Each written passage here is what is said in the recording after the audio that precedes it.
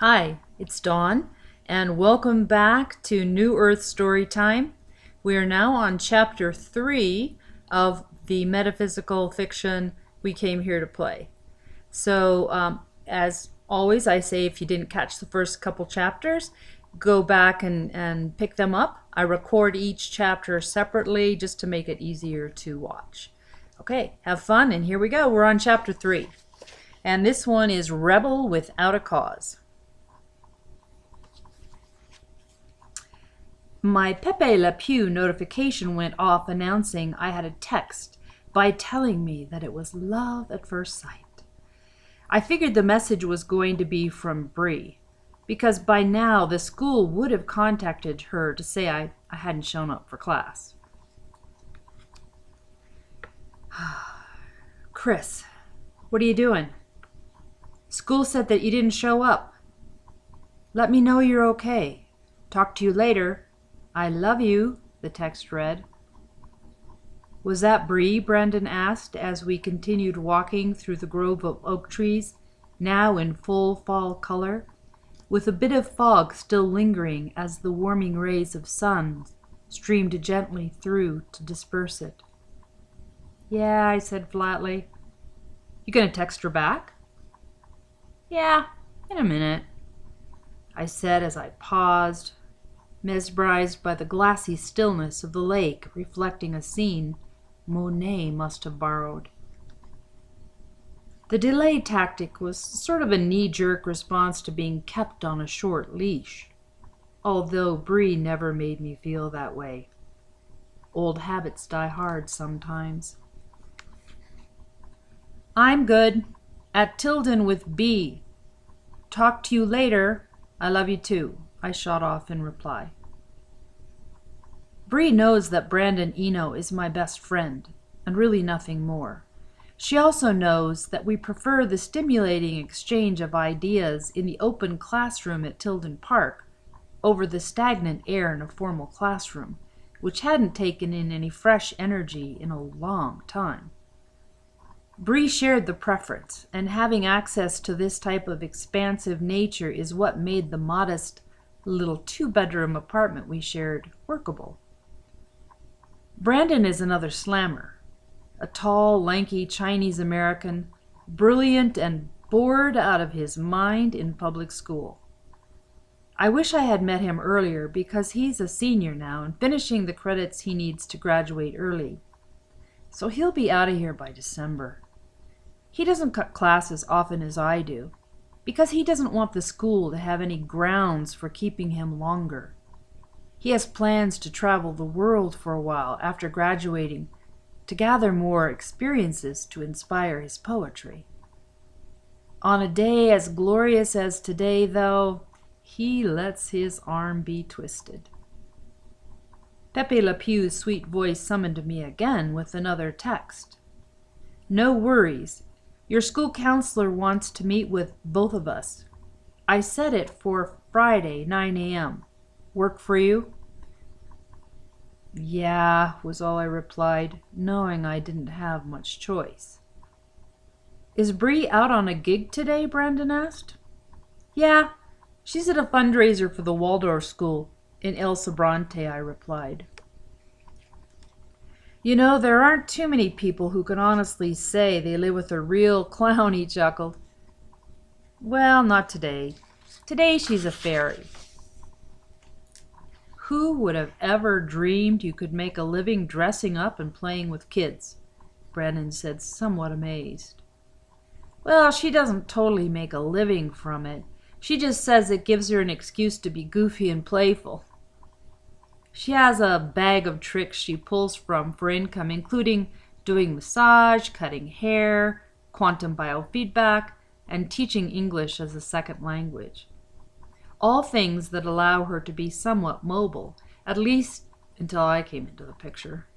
I reflected, wondering if I was cramping her style. What's up with the school? Brandon continued. I don't know. Last time we had a meeting, it was because they were concerned that I was overly withdrawn and cutting too many classes. Just because you don't want to be assimilated? Brandon laughed. I joined him in making light of the whole bizarre scenario, but was also a little concerned about what they might recommend. Up to this point, they hadn't been able to pinpoint a reason for medicating me. I wasn't ADHD or hyperactive, but they may try to play the antidepressant card. There had, after all, been an increase in the suicide rate at the school, particularly among girls. Brandon was awesome with impromptu commentary on most any subject, and he launched in with his portrayal of a teacher giving a lecture on clonization. He motioned to the flock of ducks quietly gliding across the water in our direction, who were most likely coming to see if we'd brought any breadcrumbs or other offerings. Now pay attention, students. Today's lecture is on clonization. Please do not take notes because this will not be on the final exam. It is actually just a test to see if you still have any independent reasoning skills intact. If you do, we will identify them and design a curriculum to systematically dismantle them. Curiosity will get you nothing but trouble, and creativity is really overrated. The systems you need to be safe have all been put in place for you. Unless, of course, one of you snaps, and in that case it's wise to be armed. We will be adding responsible firearm use to next year's course offerings. Please put your cell phones away.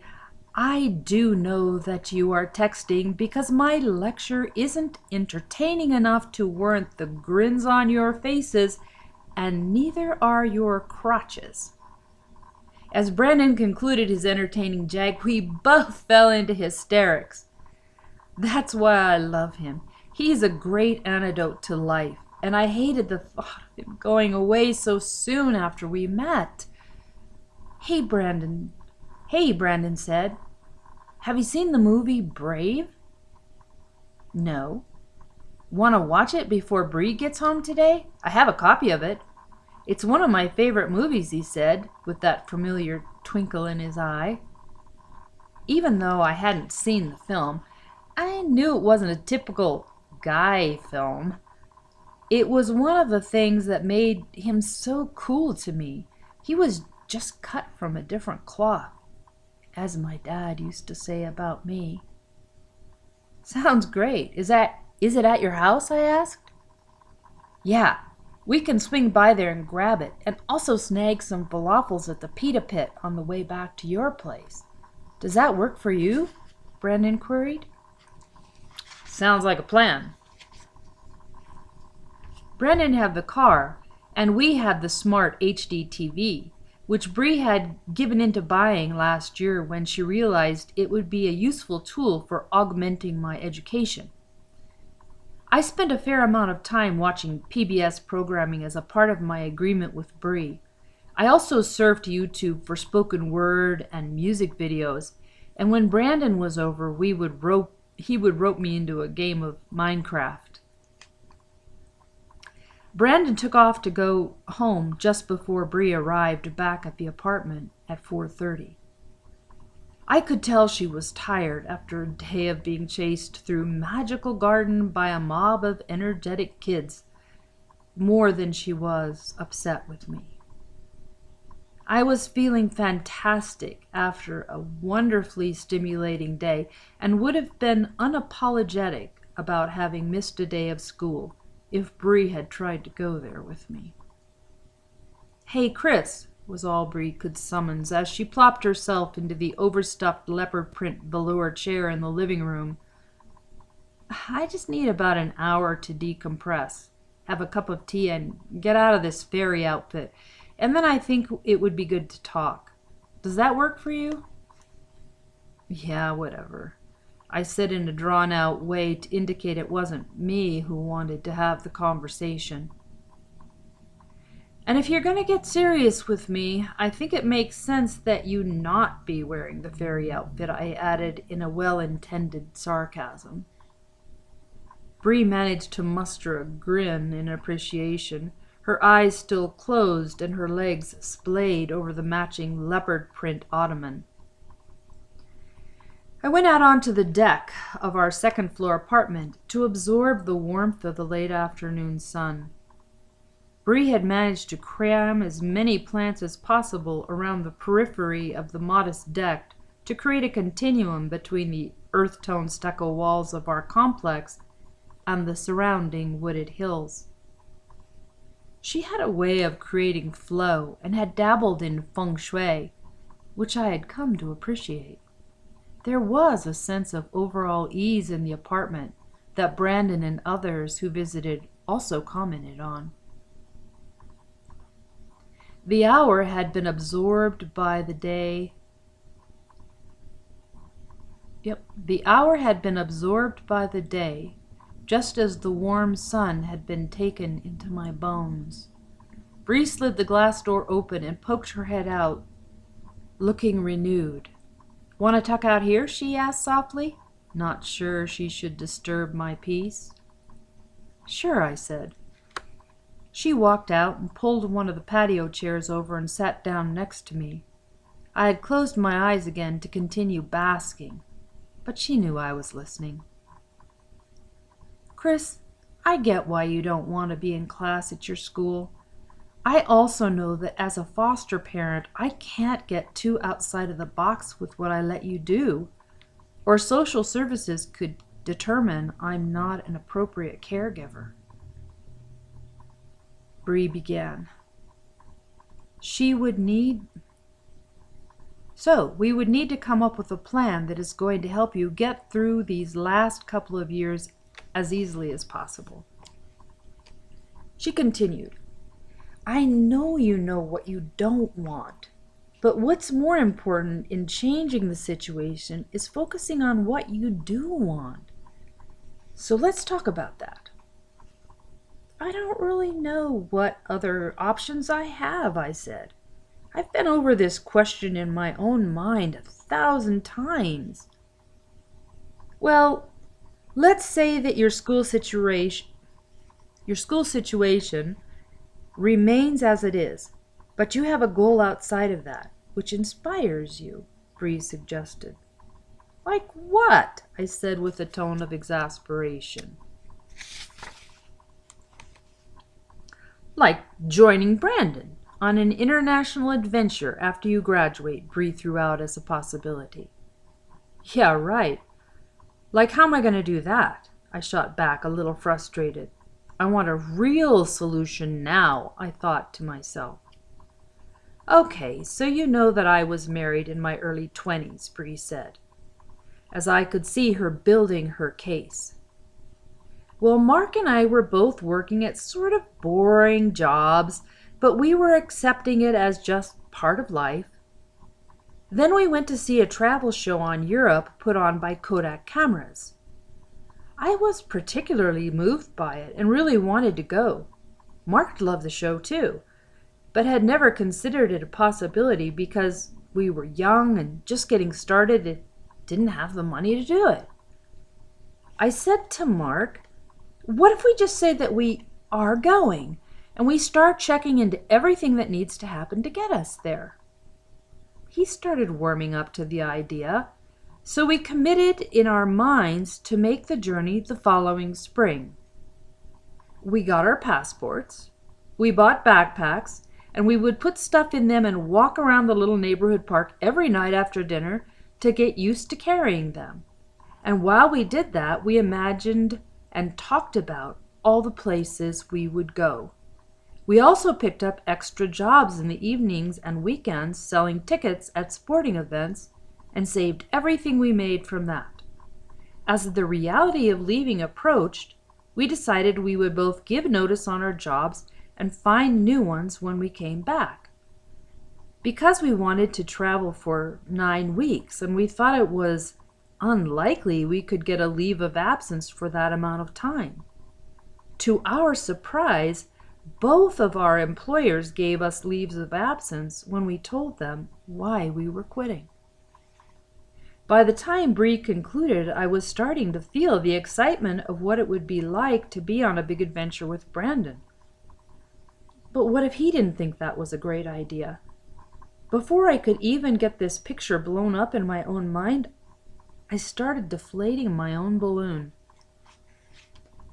Brandon will have already been traveling for a year and a half by the time I'm out of school.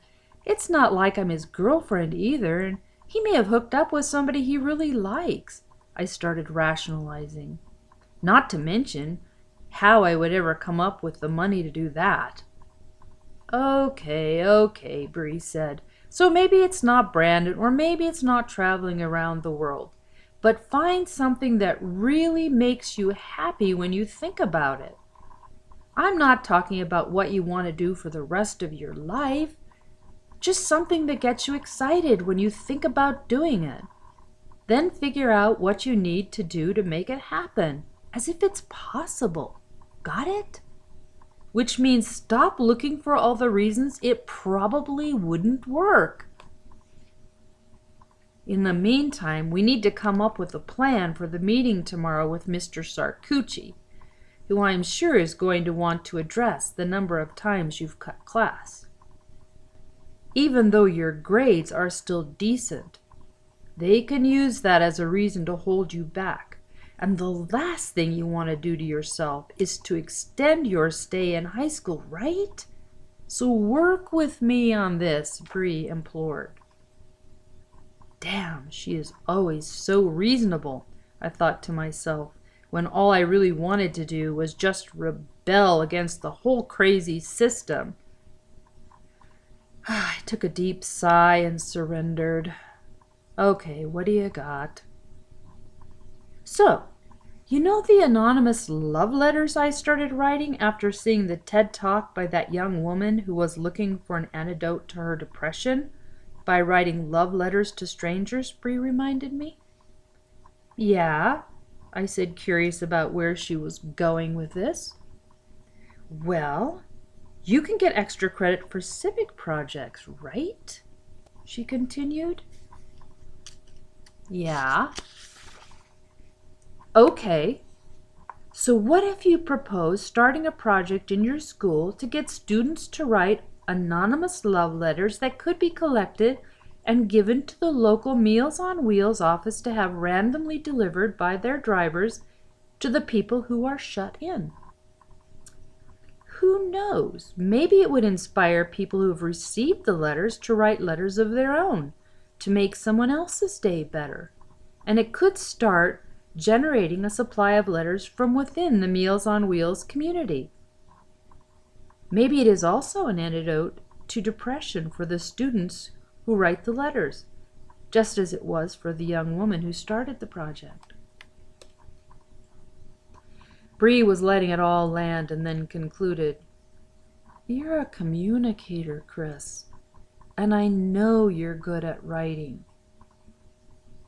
Yeah, but I don't know what I would say to a stranger to make their day, I said, feeling the resistance rise in me. Do you know who you are speaking to when you write your poetry? No. You just say what's real for you, in a way that gets people to pay attention and think differently. It's not about syrupy sweet greetings. It's about being kind and remembering to see people who've gone off our radar. Think about things people have said or done for you at times when you were in a tough space, or that you wished someone had done, and be the one to offer it. Bree had made her case, and now it was up to the jury of one, me. Why don't you sit with it overnight? And if you come up with a better idea that feels more right for you, then by all means present that tomorrow. I'm just trying to be proactive, so we aren't in a position of having to accept what Mr. Sarkucci recommends. I know, Bree, and I appreciate it. So, what do I say if he asks me what the inspiration for the project was? A fairy? We both ripped a snorting laugh as we agreed that might not be the best idea if we hoped to avoid being pressured on the medication issue. The next morning we didn't have any discussion before heading over to Mr. Sarcucci's office for the scheduled meeting. When we arrived, we each took a seat in one of the cold vinyl chairs outside his office, and the nervous tension was the same as anticipating any other kind of examination. Mr. Sarcucci was actually a man with a gentle disposition, although he had to convey authority. His stature wouldn't do that, because he was a smaller-built man with a thin frame. His graying hair was either premature, or he was just a man whose years weren't reflected in his vibrant skin tone. "Good morning, Chris." "Good morning, Miss Blakely," he said, as he came out of his office. He was obviously hoping to set an upbeat tone for what could be an uncomfortable discussion. He gestured toward his office, allowing us to go first. "So, I know you're probably aware of what this meeting is for, since this isn't the first time we've addressed the issue of cutting class and being socially withdrawn." Mr. Sarcucci began, obviously wanting to cut to the chase and come up with a solution. "Chris, I want you to know that your well-being and success at the institution is our priority." As I looked at him, all I could see were the words blah, blah, blah in a cartoon bubble coming off his head, and I tried to tune back in so he couldn't use this as further evidence of my being withdrawn. "While your grades aren't really an issue, you are in violation of the number of unexcused absences allowing for passing you through to 11th grade, and we aren't even halfway through the year. Also, your lack of participation in class when you are here makes me a little concerned that depression may be an issue. As you know, teenage suicide, particularly among girls, is on the rise, and we would like to see you get the help you need. I'm going to recommend that you see a psychiatrist of your own choosing, or one that we can refer to get an assessment," he concluded, in an open and shut manner. I noticed Bree having trouble biting her tongue as Mr. Sarcucci read from his notes without even looking up. "With all due respect, Mr. Sarcucci, Chris, and I'm sure most of the other at-risk kids whose well-being you have in mind, have a lot to be depressed about in the world right now. And I don't believe the antidote is to medicate them so they become normalized to the insanity. I think you would be better served to give them a voice and tools they need to create real solutions for their future," Bree said with a fierce clarity that left Mr. Sarcucci speechless. Smoke was still venting from Bree's ears when I stood up and placed a piece of paper on Mr. Sarcucci's desk. Bree looked at me quizzically, wondering what I was up to.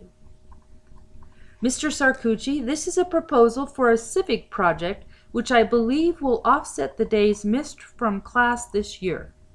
I've written up the details of it to give you time to digest the overall benefit for myself and other students at the school, as well as the larger community. Shall we set another meeting to discuss the details of it, if it meets with your approval?" I said, feeling the joy of using my gift for spoken word in a new venue, backed by Bree's unwavering belief in me. Mr. Sarcucci was still trying to collect himself after he had been blown out by both Bree and me. Sure," he stammered. "Let me take a look at this and my calendar and get back to you." "That sounds good," Bree said.